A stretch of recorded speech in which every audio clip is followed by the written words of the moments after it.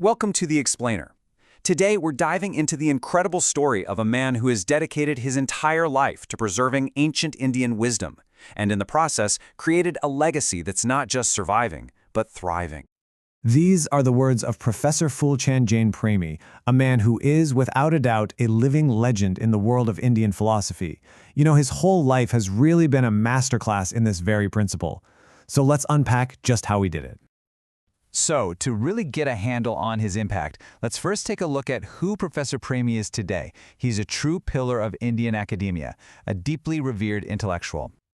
Okay, so get this. He's 75 years old. Now that's an age when most people have long since retired, right? But not him. He is still completely immersed in his mission, working with the energy of someone half his age, putting in about 8 hours a day studying, writing, and teaching. And you can bet that kind of dedication hasn't gone unnoticed. We're talking about a 50-year career where his work has been celebrated with some of India's highest honors, awards from presidents, governors, and some of the most prestigious institutions in the country. But all those awards and all that recognition, well, that only tells you part of the story. To truly understand the man, you have to go back to his beginnings, which were surprisingly humble. His journey was anything but a straight line to the top. You know, what's really remarkable is how he talks about himself. He'll tell you flat out that he wasn't some kind of natural genius who aced every test. His success wasn't born from brilliance, but from something that's arguably way more powerful. Just an extraordinary, relentless perseverance. From a very young age, he made a solemn vow. In India, it's called a sankalp, which is this really deep personal resolution. His was to dedicate his life to protecting and promoting ancient knowledge.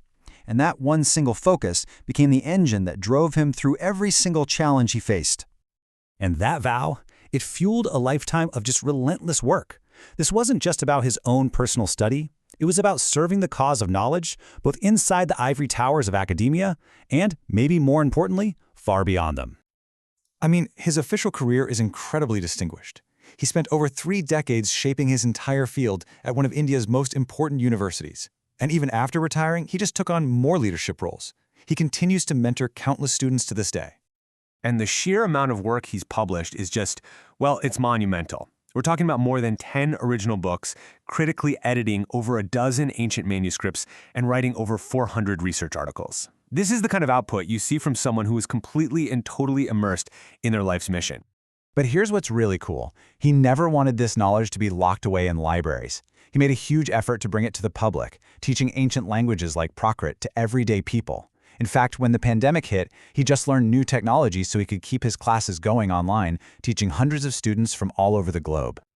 Now, as impressive as all those publications are, his greatest legacy might be something else entirely. What he built within his own family, that might be the most unique and powerful part of his whole story. And it really makes you wonder, doesn't it? What is a scholar's greatest legacy? Is it the books they leave behind on a shelf?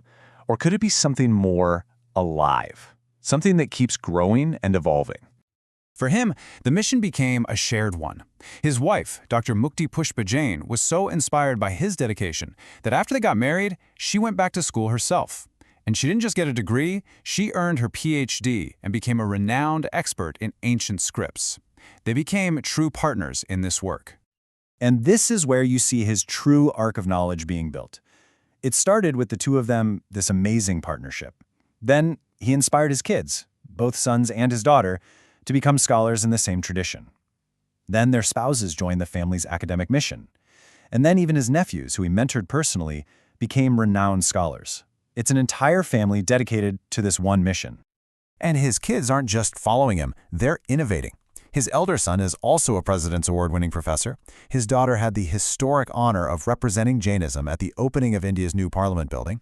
And his younger son is using modern tools, like documentary films, to bring an ancient language to a brand new audience. Of course, this living legacy goes way beyond his immediate family. You have to remember, he's guided hundreds of students over his lifetime. Many of them are now leaders in their own right, heads of monasteries, university professors, all continuing that chain of knowledge. So, what is the core philosophy here? What allowed one man to create such a profound and living legacy? Well, it really boils down to a few really powerful ideas. He absolutely lives by the timeless Indian ideal of simple living, high thinking. This basically means he consciously chose to avoid the distractions of chasing wealth or fame, so he could focus with total clarity on his two priorities, the pursuit of knowledge and personal integrity. This personal motto of his just captures his spirit perfectly. It speaks to a life of incredible integrity and intellectual freedom. It's a standard he held for himself and one he encouraged in everyone around him. So the crucial point is this. Professor Premi's story really shows us that authentic, honest, and dedicated work is the real secret to success. It's not about being the most brilliant person in the room.